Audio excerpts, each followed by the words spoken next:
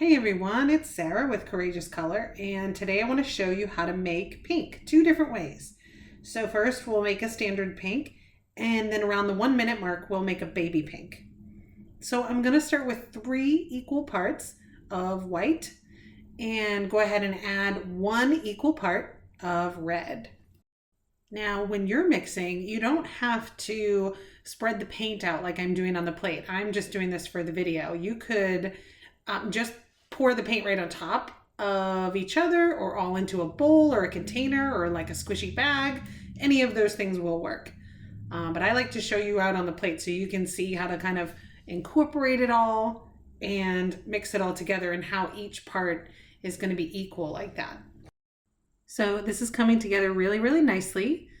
This is our standard pink. You could use this shade of pink for so many things. But we're going to go ahead and make another shade as well. I promised you 2 shades. So here goes baby pink. Now for baby pink, I have about 1.5 parts of white, and I'm going to add just a little bit, like 1/4 of an equal part. So 1/4 of an equal part of pink.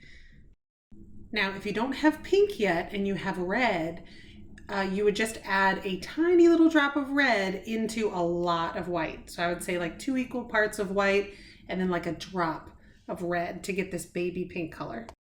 There we go, 2 shades of pink. So go ahead and give this video a thumbs up and leave me a comment if you want to. Make sure you subscribe to this channel for more paint mixing videos.